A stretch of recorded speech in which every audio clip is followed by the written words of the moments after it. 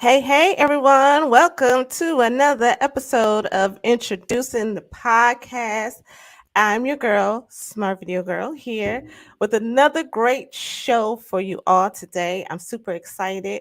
As always, I know I'm always super excited because my guests are the best. I just don't know what else to say. So I thank everybody for being here, joining me today. Again, it's because of you. I appreciate you tuning in. I appreciate you subscribing. I appreciate you sharing, liking, and telling your friends about introducing the podcast. So make sure if you're here right now watching that you subscribe, like, and share this podcast. You don't want to miss today's episode because I have a phenomenal guest with me. He has some great information. His story is amazing, and he's doing some great work with everything that he has faced. So I definitely want you to stay tuned and listen to that. Also, don't forget every Tuesday we are here at 8 p.m. Eastern Standard Time. That's 5 a.m. 5 p.m. on the East Coast. I'm in the West Coast. Okay, so if you're in Cali in there, make sure you tune in at 5 p.m. And of course, make sure you go and follow me over on IG at Smart Video Girl. Okay, so don't forget here on introducing, my goal is to introduce you to new people, new things, and new ways of thinking. And the person that I have for you today, he has a story for you all. He's doing some phenomenal work. And it was like immediately when I met him, I knew he was going to be a guest. I knew I had to have him on the show. It took some time, but we are here. And I would like to introduce to you all my special guest. See now, Yenin Henry Baker. Yes, I did it. I did it. I did it. I did it. Thanks for having me, Crystal. Hey, Henry, how are you, sir? I'm splendid. I'm splendid. Thanks for having me. How are you feeling? Yeah, I'm doing good. I'm feeling good. I'm feeling great. You know, a whole lot better. For those who do not know, I was like on bed rest for the last 2 days, but I was determined that we was going to do this show. And today's show title is called Nerds with Swag. Okay. And I don't usually let my guests pick the name, but this was definitely a collaboration effort. I was like, what should I name the show? And he was like, Nerds with Swag. And I was like, yep, that's it. That's it. We had already talked about it before, but I was like, yep, that's going to be it because, I'm Smart Video Girl, right? And he got a story. Y'all won't understand why he promotes Nerds with Swag. Okay. So first and foremost, can I call you Henry for the rest of the show, though, Of please? course, Because definitely. I'll forget and I'll sit up and Nah, it's cool. You can call me Henry. Okay, great. So I would like for you briefly to tell my audience a little bit about who you are. Define yourself. Tell my audience who Henry Baker is. Okay, so good evening, everyone. I want to thank y'all for having me. So first and foremost, my name is Yenin Henry Baker. A lot of people call me Henry, which is my middle name, but Yenin is my first name. So I'm from Trenton, New Jersey. I was raised out North Trenton, um, in a drug infested, violent neighborhood on a street called Trent Avenue. I grew up with my two older sisters. My parents, they're both immigrants from Liberia. I went to Catholic school from first grade to eighth grade. The Catholic school was named St. James, and it was out North Trenton, the part of Trenton where I was raised. So my life took a turn in fifth grade when my dad went back to Liberia. Um, One night, my two sisters, they were, doing their homework. And I came in the kitchen and I stood in front of them and I had a plastic sandwich bag crushed in powdered form. And basically, it was, filled with aspirins, crushed in powdered form. And I had a stack of $1 bills with a $20 bill on top. And I pulled both of them out. And I said, I'm gonna be a drug dealer. Mm. and they started laughing. You know, eventually I became that drug dealer. And this was mostly because all of my environment, I'm Mm-hmm. pretty sure, I don't want to assume, but a lot of the guests, they probably watched the BMF series, right? So that's a great series. I like, it's well put together. I love it. But I didn't need to watch the BMF series to, have my mind corrupted. It was right there in Right. front. The series, the movie was right in front of me, right in my environment. So basically, I say that to say that's why, I said what I said. I want to be a drug dealer. So, moving on, I got bullied when I was younger. And once my dad left, I started to get in trouble. So by sixth grade, I was already on probation. Eighth grade, I seen my first murder. But actually, the end of eighth grade, I seen my first murder. Ninth grade, I basically, went to McCorston Catholic High School. It was a Catholic high school in our town, in Trenton. And I was only there for about 2 weeks. I got suspended. I got expelled all in 2 weeks. Then Wow. I went to, Trenton High. And, Trenton High was, it was lit, you know. And just in case nobody knows what lit is, meaning it was live. There was a lot going on, a There lot was of a lot temptation. going on, right? Yeah, it was a fashion show that I wasn't prepared for. Probably had like 4 outfits to my name. I played Mm-hmm. basketball, so I started playing basketball as a young kid, and I was great at it. So I played for my school my freshman year. But eventually, my freshman year, the temptation at my school and my environment got the best of me. So Mm-hmm. I eventually started selling drugs. So about a year into selling drugs, I was out hanging out selling drugs late night in the projects called Donnelly Homes around the corner from where I lived at out North Trenton, and I got robbed. Mm. Older guy, he was about 6 or 7 years older than me. He smashed me in my face with a 40-ounce bottle, and the whole bottle shattered on my face. I fell down for about like 5 seconds. He went in my pockets. He grabbed the drugs and grabbed the money. I say about 3 months. It took me about 3 months because he laid low and left the part of town where we were from. So it took me about 3 months to see him. And when I seen him, I beat him severely with my hands. I Wow. got my revenge. So I still kept selling drugs, getting into trouble. So my mom and dad came up with a plan to trick me to go to Liberia, and I fell for it. So, so I went Come on. to Liberia, and I was there for a year.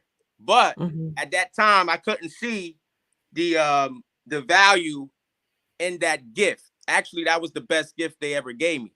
So Right. I came back. I stayed a year. I came back, and I started, selling drugs again, getting into trouble. By 17, I had my first shootout, and Mm. at 17, I became fearless. I became a Right. gangster. After that shootout, I said, I'm not taking no more shorts. Ain't nobody ever gonna bully me again. If anybody disrespect me, my family or friends, they're gonna get dealt with. So, Mm. by 20, I caught my first adult record for selling drugs. And Mm. basically, I want to say the next year, I got into a big shootout. And this shootout, started because someone close to me, basically the person and their cousin went to a few female friends' house, and basically they got into a big fight because of a situation, right? So me and my homeboy, we were there and we were breaking the fight up. So they basically, the two individuals, they were, they held their own, but the other females, they basically jumped them. So all me and my boy was doing, we were, breaking it up. So Mm-hmm. story short, the females went back and told their boyfriends that me and my homeboy, we put our hands on them, which Oh which was no. a lie. So Right. one of the guys came, in our neighborhood and said, he'd be back. He said that to my homeboy. So I said, okay, well, we'll be waiting for him. So I was waiting for him, and I had my gun on me or whatever. So these guys, came from another part of town, and like I want to say 10 cars, 10 cars deep, and Wow.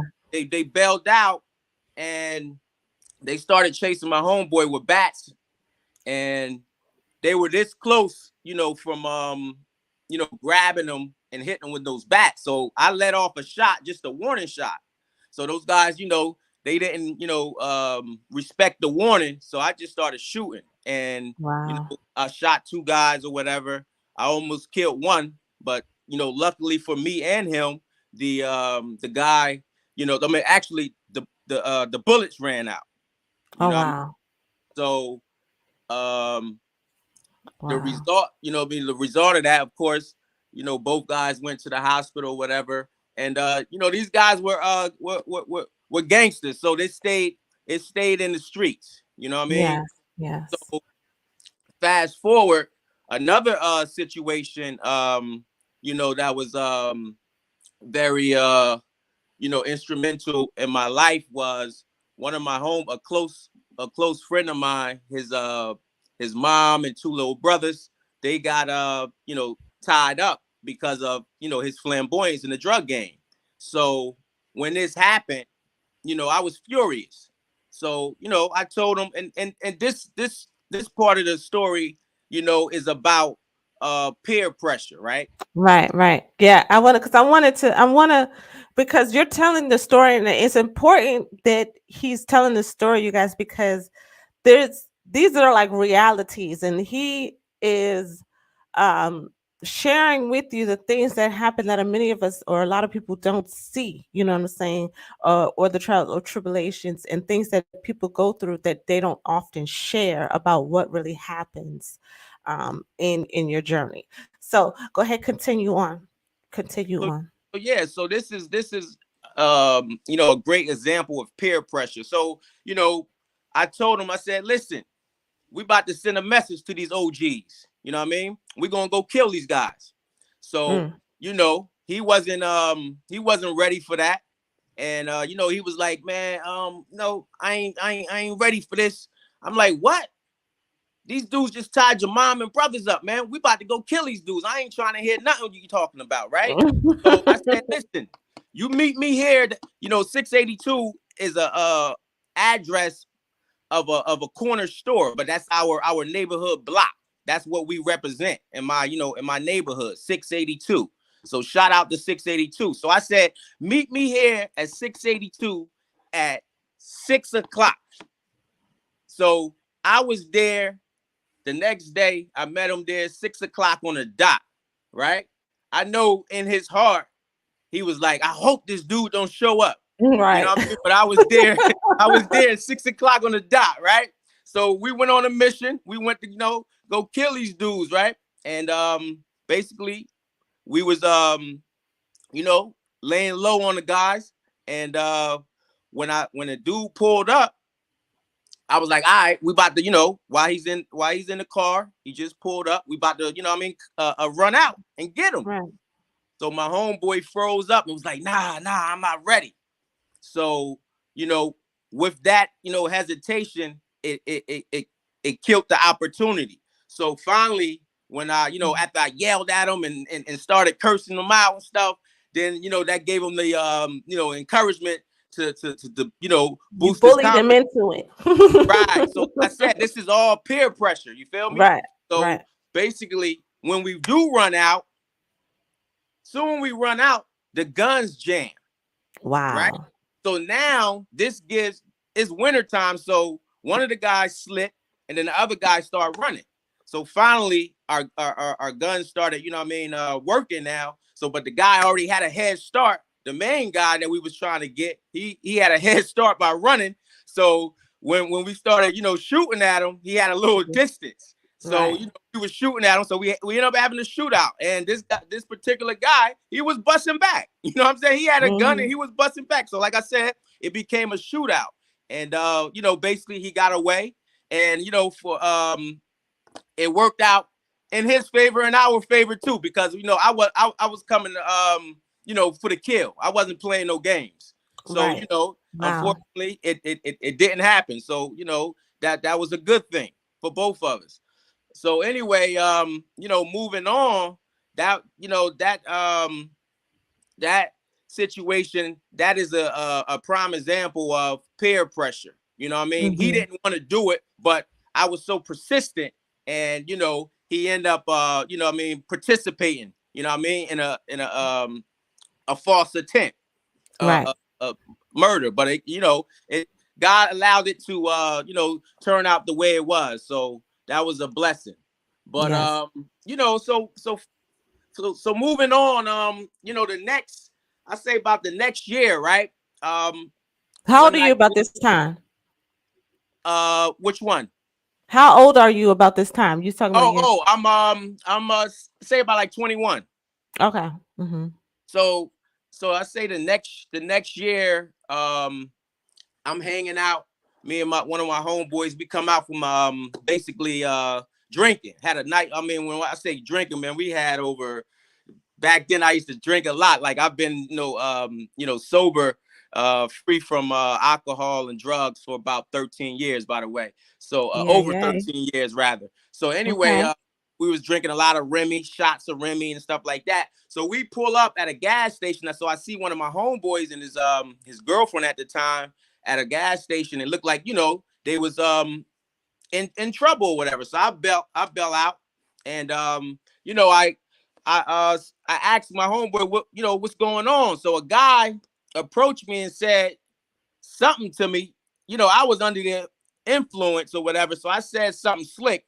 So right off the rip, the guy hit me with a 5 or 6 piece. Boom, Mm. boom, boom, boom. And this guy was big. I'm a skinny guy, right? At this time, right? I'm a skinny guy. He just, you know what I mean? From the rip, hit me, right?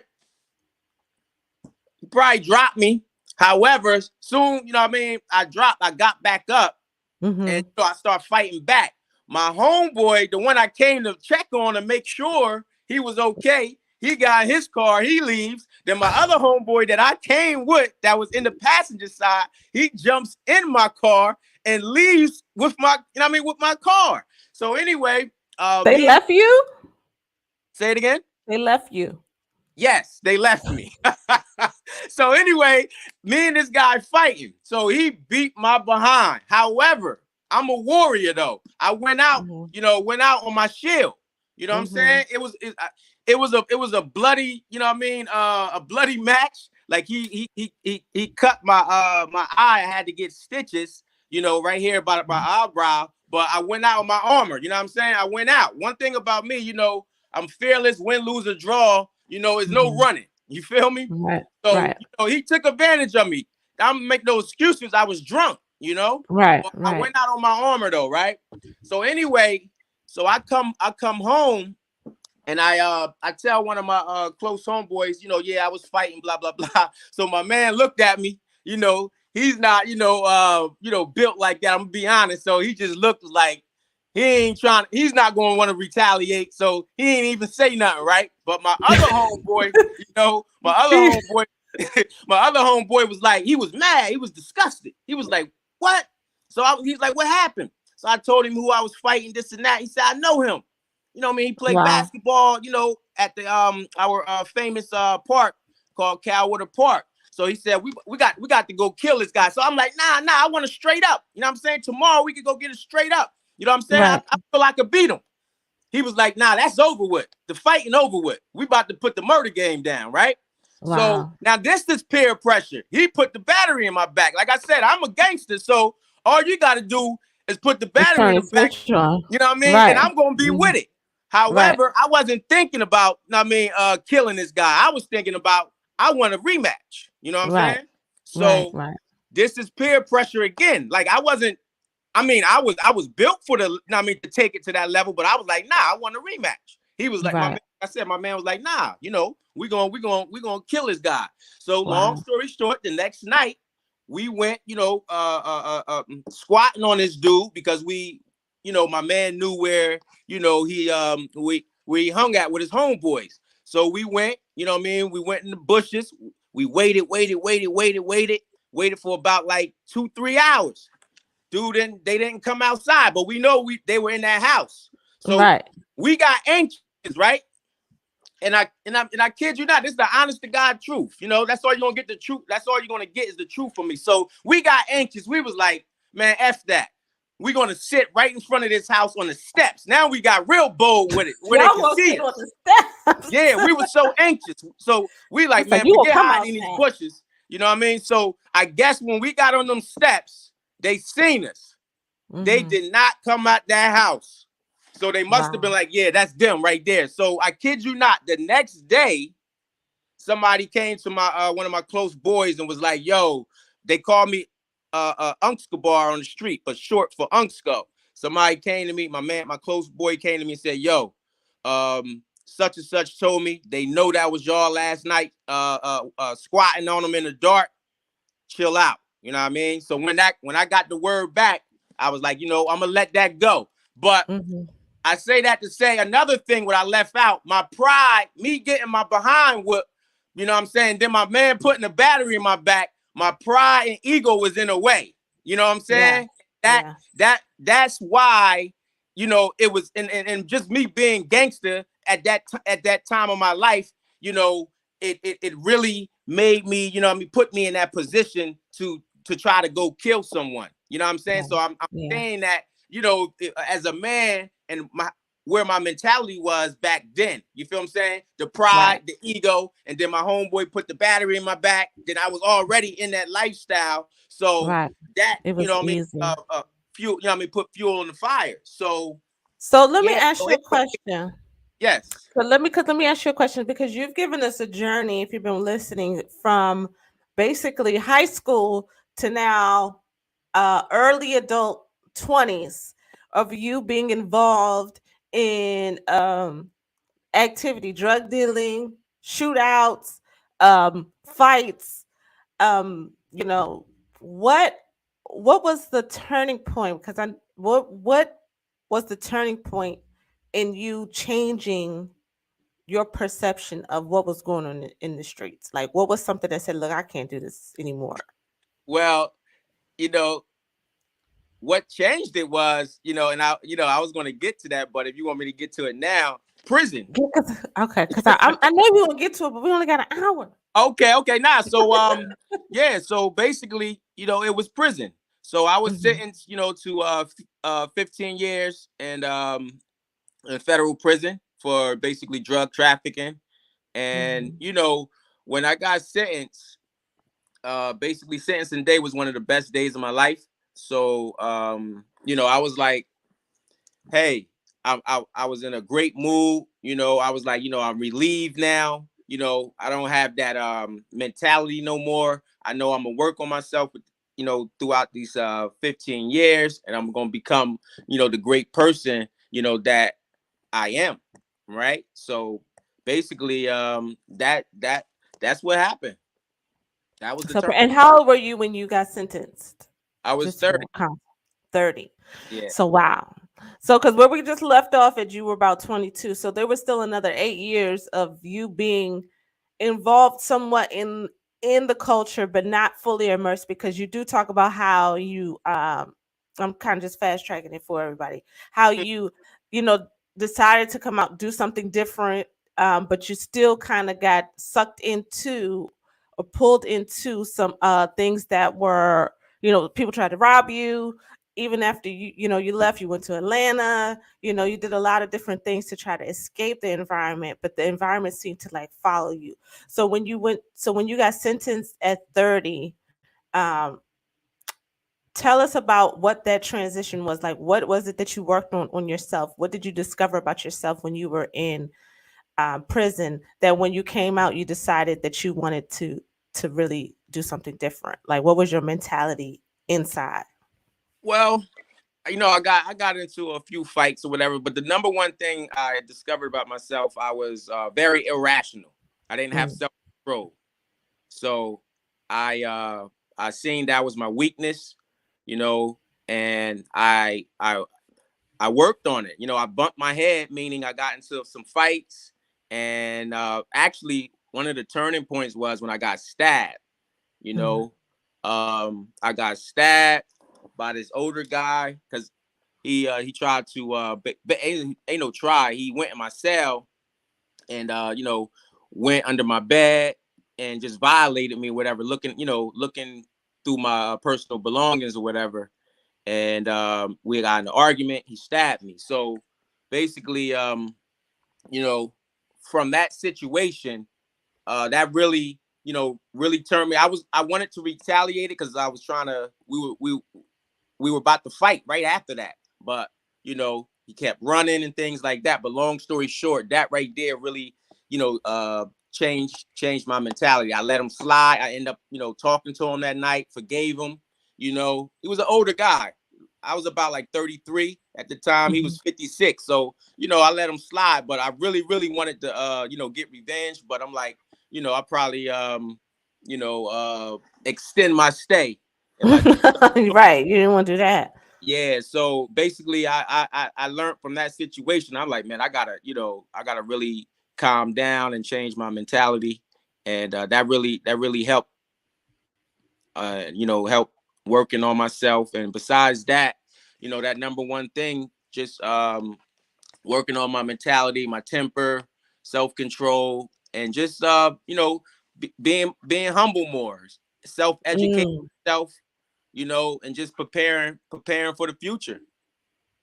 yes, that is the transition definitely can be a process, because I know a lot of people who don't necessarily come to this realization. A lot of people kind of get stuck in the mentality and of their environment and things of that sort. So you have a since getting out, and how long have you been out of prison?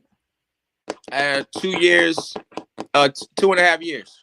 2.5 years. Okay. And when you came out, you started a nonprofit organization. You have a nonprofit organization now called Visionary Philanthropy Group, Hmm. which is mission is to motivate, inspire, and to make an impact in the world. When did you have this? Because you are a visionary. You've said that several times to me, and I definitely see it. But tell us a little bit about how you came to develop your nonprofit organization. Okay, so the vision started while I was in prison. Basically I was like, when I get home, I'm gonna come home, work with the youth, reentry, try to help out with ex-felons, homeless people, and Hmm. eventually work, towards my country and then other underserved countries as well, with Hmm. poverty and financial literacy and a whole bunch of other things. So basically, I started, my nonprofit with me just doing motivational speaking, and then the motivational speaking led to me, doing volunteer work, and then also just working with the youth. Anything, any chance I could get to share my story, or just talk to them and give them some advice. So I started, my nonprofit from the bottom. I'm still working it, building it up from the bottom. And basically now, I'm teaching a violence prevention and intervention curriculum that I created at a alternative high school in Trenton, New Jersey. It's called Owls Youth Institute. So I do that on every other Friday. So That's basically history for me. My nonprofit. It's it's a hell of an accomplishment for me, especially all the things that I've been through. So, also one of the major things for me and my nonprofit. A couple of weeks ago, I partnered with Google to Mm-hmm. basically do a, a, a Google coding training program, tech program. So basically, Wow. the coding tech program will, be taught throughout the underserved communities. They've already been doing it throughout the country. They've been doing it in like 20 plus countries. And basically, now they partner with me. So I'm going to be, pushing this coding training throughout, starting with Trenton and then all over the United States, my country, Liberia, which is West Africa, and then other underserved community countries as well. Mm-hmm. So that's basically what's going on with Visionary Philanthropy Group, my nonprofit.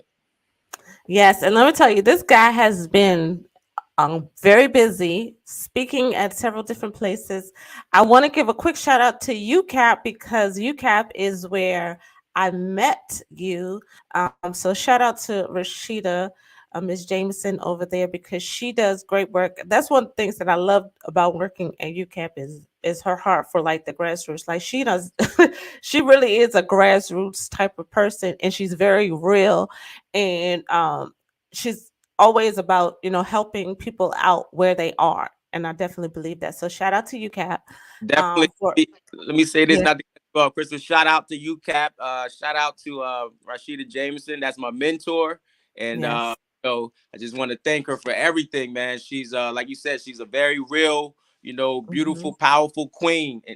intelligent, everything you can name that's positive, is it aligns with Rashida. So, definitely Hmm. shout out to Rashida, and I thank her for all the great things she's done for me and continue to do for me. So definitely shout Yeah. out to UCAP and Miss Jameson and the the entire staff. Yeah.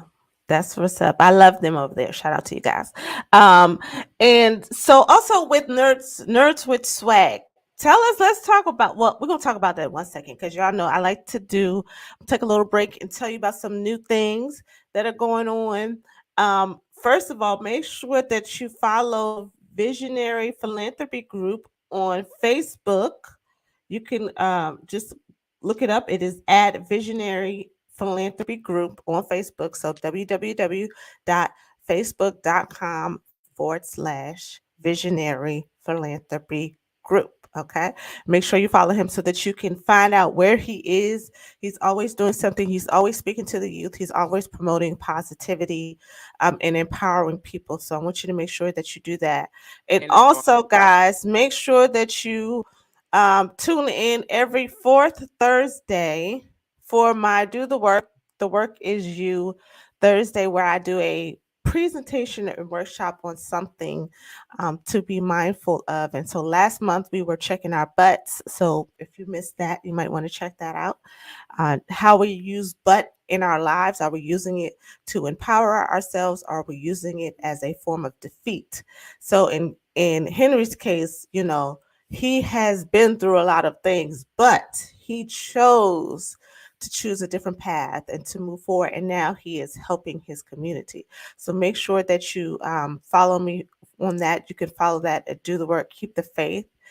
And coming up at the end of this month, I will be at the yoga wind down workshop as your authenticity coach, and I will be speaking to the participants. We'll be doing some yoga.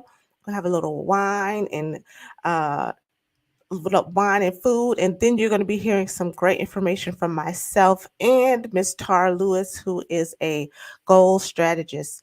So, follow me, and I'm so glad that you're here and that you have liked and subscribed to the channel because that's the only way that you're going to know what's going on, right? Okay. So I'm back. So nerds with swag, which is today's topic. And I want to kind of elaborate on that because I think it's very powerful that we encourage a new normal of being smart.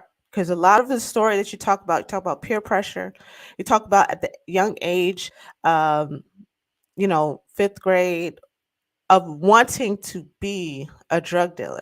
Like that was your aspirations because of the environment. And we still see that now because I can imagine that was probably like 90s. Was that the like 90s? 90. Yes, okay. 1990. So it's like that was the 90s. So of course we know there was a lot of going on, but it's still very much prevalent in today's society. Um, Things may not look the same, but they are very much still the same. There's still a lot of negative influences in our community. And one thing that is not popular, however, is being smart. It's something that's not popular is being the one who knows, who has answers and solutions to problems. Um, and there's a lot of peer pressure from people to just do things that sometimes don't even make sense. So, what are you doing? What is your message to kids when you go to speak to them about and pushing that nerds with swag concept? Okay. So nerds with swag basically it is basically it's changing the narrative. When Hmm. I speak for myself, when I, went down the wrong path, I always was smart. But once I went down the wrong path, I thought, guys that were nerds or guys that were squares, most of them, that lifestyle was corny, or being Hmm. a nerd was corny, right? And Right. being, the lifestyle that I was living, drug dealing and being a gangster was cool, right? So basically, nerds with swag is being a gangster is whack, and being a nerd is cool. And basically, I'm Hmm. just changing, changing the narrative, and with me giving my story, living that gangster life, living that drug dealer life, you know, letting the youth see, hey, listen, I'm not just telling you because, you know, I've went basically went to no disrespect, to anyone that ever went to college. Or I respect people that went to college, have degrees to the utmost. But I'm not saying, hey, I'm a academia, or some type of person like that. I'm a person that come from the streets, knee deep in the streets, and I'm telling you, what I mean, I've been through a lot, and I'm telling you, hey, being a gangster is whack. I've been through that. So now nerds with swag is the lifestyle. You know what I mean? I'm basically, letting them know, hey, it's cool to be a nerd. It's whack to be a gangster, because I experienced both. You know what I mean? Both of them. And Hmm. gangster part, that's dead. You know what I'm saying? And I'm letting them know, it's cool to be a nerd. So basically, I'm going to continue to push that, and continue to change the narrative, because when I talk to kids and stuff, sometimes when I ask them, how many nerds are in the crowd, and they're reluctant to raise their hand, they're embarrassed. Yeah. Some Yeah. probably are nerds, but they're embarrassed to, let people see that they're nerds. So I'm, nerds with swag is letting people embrace being a nerd. Hey, I'm a nerd. I'm just a nerd with swag. You guys are nerds. You guys, just nerds with swag. That's all. And Right. nerds with swag basically, it's for all races, not not just our the African Americans, or the black race. It's all races. Cool. Yes, all races. Yes, because being smart is cool. I mean, that's why I call myself smart video girl. It's very intentional, to be smart and to use your brain, use use the intelligence that you have to make choices. Because it really comes down to choices. Because when you're faced with things like peer pressure, and when you're faced with things in your environment, you have to be able to make the decisions based on what you know to be right, and or what you feel is right or wrong. Like you said, your friend, he was like, "No, I'm not with it." He felt something in him, but the peer pressure was just like it got to him. So it is that, sometimes when you're not, when you don't go with the crowd, you're looked at as, being a nerd or being soft or something like that. And we really do have to change the narrative that it's like, I'm cool. I'm cool with it, and if we start to the movement of it being a cool thing to make better decisions, to make smarter decisions, then you can definitely changed the narrative. So KMG's Kaleidoscope says, I know I'm a nerd. That's what I'm talking about, KMG. That's what I'm Yes, talking about. right. So I know I'm a nerd. I know that's right. And there's I like nothing that. wrong with it. Right. Go ahead, Henry. No. I was just shouting KMG out. I said I agree. Yeah. Yeah, like that. I love it. Yes. Say it loud, say it proud. I'm a nerd. So And what else do you have going on? I know you have some speaking engagements, you have some classes and things. What else do you have coming up in the books for you? okay, so we actually me and you, we're going to be doing our first recording this Friday with UCAP, with the Yes. podcast with UCAP. So basically, the great Rashida Jameson, she gave me my own podcast, through UCAP, and me and Crystal going to be, recording this Friday. So basically, Yes. topics will be, you know, just um, just reentry topics, real life topics, just all kind of topics that that's basically up for discussion. That's Mhm. popular, and things that people can relate to. So Yes. it's gonna be a definitely great podcast. So we'll definitely keep y'all in the loop and Mhm. let y'all know when we'll be airing it. Yes, it's called Vision Beyond Circumstance. And so, really vision visionary being a visionary is very important, and that I think that because we want to see beyond our circumstances, we want to see beyond where we are to see where we can go and what is ahead for us. And so if you're not able to see that, and you are definitely a visionary, Henry. I remember we talking, so congratulations on the Google partnership, Thank because you. we were literally just talking about something like this and how there are barriers set Mm. up intentionally, or barriers knowingly that are going to hinder some people from moving forward because of their background and lack of education. And you are doing the work to make sure that those boundaries are kind of come down. So you literally spoke that into existence. I see you out here doing the work. What else do you have coming up besides the podcast? Any more speaking engagements? Yeah, definitely. I have more, speaking engagements in the. I'm in the process of now working with some, actually the superintendent. I'm just waiting for the superintendent of Trenton, New Jersey, of the Trenton Public School System in Trenton, New Jersey.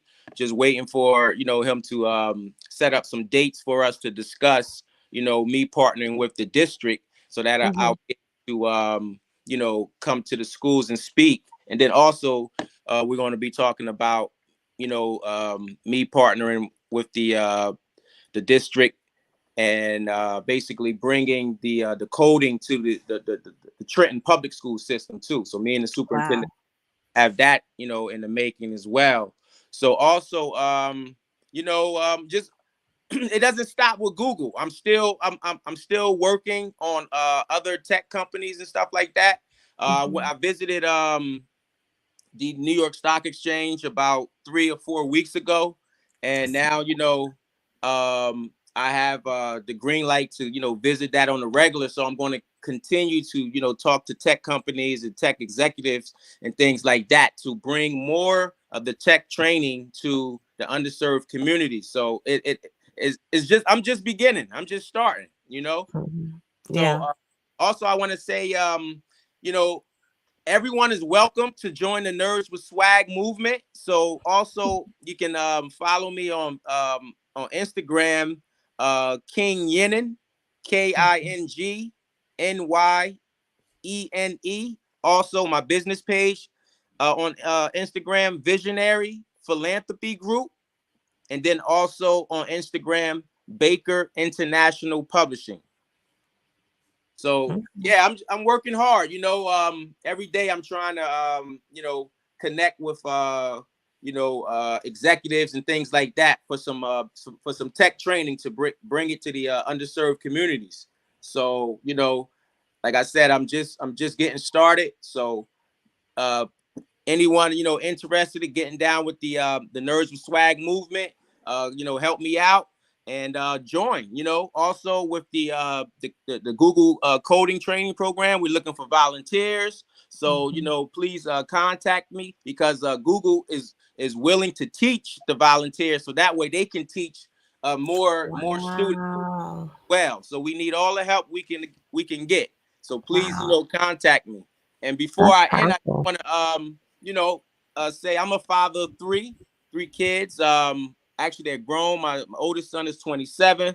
My daughter's 25. My youngest son is 20. I have a great fiance who's stuck my corner, and still is in my life. And she was basically there for me the whole time through my prison journey. So I want to shout my fiance out, and just thank her for all the great support she's given me, while I was going through my hard times in prison, and now as well. So that's definitely you know a lot of appreciation and love. I love her, man. She means. Yeah. I just wanted to say that. That's beautiful. That is beautiful to have someone to be there in your corner, through the trials, and the tribulations. So for the people who may be interested in helping you code, do they have to be? Should they be from a particular area? Do they have to Uh, be in Jersey well, or? it doesn't matter what area. Like basically UCAP is going to be having the coding program. So Okay. if they let's say if they're from somewhere far, eventually we'll work our way to somewhere close to them, because like I Okay. said, we're going to be having this all throughout the country and Okay. the underserved communities. So at least if they contact me, we'll definitely keep them on the list and keep them in a loop of what areas we're going to be working on, because we're moving all around the country. We're trying to Okay. hook up with districts and board of educations and youth programs. So this thing is going to be prevalent. Okay. Well, I just asked because some people said that um they want to learn how to code. So Yeah, that and all the main thing I forgot too, audience, is the good thing about it is going to be coding through music. So that's even more interesting. Any genre you want to learn through country music, reggae, pop, what? hip hop, anything, what I mean, you name it. So any genre of music, you'll learn the coding through that through whatever genre. So that's the great thing about it. It makes it much easier and easier to learn. So That is I true. tell the audience that. Oh my gosh, yes. That look, because I love music. I know some people on here, that seems like it's very interesting. My son just went to a tech summit for teen, a teen tech summit just this weekend. Yeah, And he's interested in learning the code now. yeah. I So, meant to, I meant to tell you that I was supposed to go volunteer that day. oh really? Yeah, but I volunteered with Amazon for Prison Fellowship and Angel Tree. That was my second. Okay. I was supposed to go there, actually. Oh, Yeah, I meant I was gonna put it in the comments, but it slipped my mind. I said no, I'm gonna wait till I talk to you and tell you. Yeah, I was supposed to go there. And oh. You what would have was it? seen me there because I dropped my son off. Yeah, so because Yeah. like I said, I'm working anything tech related. Mhm. I'm trying to connect and get the training. So we'll talk off air about it, but definitely yeah, and anything tech related, I'm trying to have them bring that to the underserved communities. I And love I'm that. proud I I'm love proud that. of your son, and I'm proud of you too for putting him in that position to learn tech at an early age. So congratulations Yes. to him and you. Yeah. Thank you, thank you, thank you, Henry. Listen, I absolutely enjoy um, listening to your story, listening to how you have taken everything that you have been through, and there was so much more. Trust me, there's a lot more to the story. We stopped kind of early, but I went because I want to make sure I touched on a lot of different things. But the good thing is, like he said, we're going to be doing a brand new podcast together called A Vision Beyond Circumstance, sponsored by UCAP. And then there you'll be able to learn more about Henry's story in general, and just um, seeing how you can see beyond, have vision beyond what your circumstance is, no matter what that is. Because everybody, again, circumstances are different. But if you're unable to see yourself outside of that, then you get stuck and trapped into this black hole that kind of keeps you there. And Henry is a great example of someone who he had vision for his life. Like he said, when he got sentenced, he said that was the happiest day of his life. Who says that? Besides someone who knows that beyond this circumstance, there's going to be a better outcome. And so I want to congratulate you, Henry, for the waves that you have made, the work that you have done so far, and the trajectory of where you're going and the work that you're going to do. Like, people are definitely going to know who you are, and they're going to see you as someone who really took this movement, with swag, and made it prevalent in the communities across the country. I just want to tell you that, because I truly believe that. Because you don't stop. You work hard. This man works real hard. So congratulations to you. Shout out to your family. And I'm excited to work with you. So are there any last words, any closing remarks that you want to leave this my audience with today before we close out? Yes, definitely. I just want to say, leave a message for the youth and adults as well. Basically, a lot of us, most of us come from, underserved communities. So I just want to say, don't allow your environment to, basically control your Mm-hmm. destiny, right? Mm-hmm. And basically, what I mean by that is all the illegal activity that's going on in the underserved communities. You don't have to be, a victim of those circumstances. You know what I mean? Your future is bright. Don't succumb to those those illegal activities. Keep self-control. That's one of the most important attributes you can have in life. Self-control. Walk away from arguments, because where I'm from, arguments lead to fights, stabbings, and murder. So basically walk away from arguments. Be humble. Continue to educate yourself. um Yes. and basically, love and be kind. You be positive, be optimistic. Yes. Just also never give up. A lot of people told me, oh, you'll never be able to get in a position to bring any tech training to the the underserved communities and things like that. So I'm a visionary. No one can tell me what I can't do. So never let no one tell you what you can't do. Yeah. And always stay optimistic.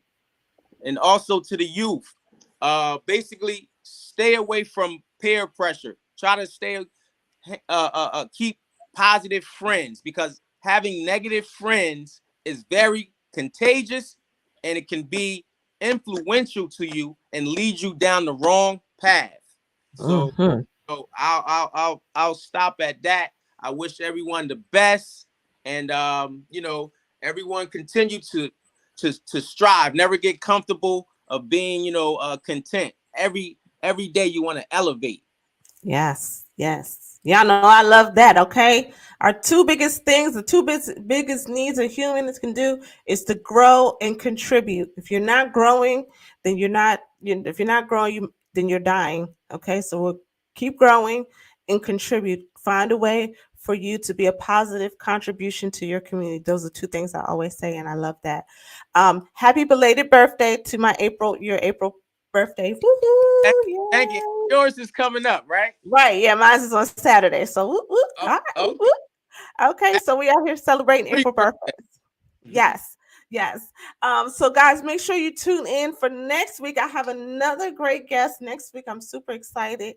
The universe works in very mysterious ways. When you hear the story of how I met this person, then you're gonna be like, wow, this is just it's amazing. So this second part of this season, I'm gonna be bringing you a whole lot of new people that are even new to me. I just met Henry recently. So he is a fairly new introducing friend. And so I hope that you guys will make sure that you follow him and like him. Don't forget to go to his IG, follow the Facebook page, and stay connected with him because he's doing great work. And make sure that if you're here for the first time, make sure that you come back again by sharing, liking, and subscribing to the YouTube channel. And until next week, I just want to leave you all with the fact that I am a creative and influential visionary who shows up authentically in all ways and inspires people to be the best that they can be and live their best lives.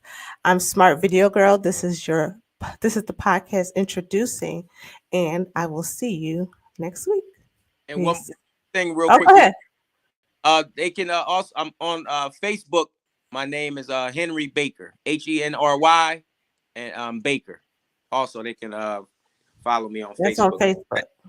Yes. Okay, let me put that on there real quick. And Brother Henry Baker. All right.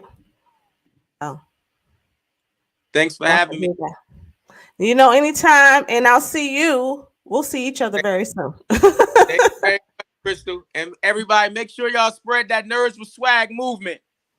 Yes, here we come. We coming like superheroes to a town near Definitely. you. All right, y'all have a good one. Peace All out. right.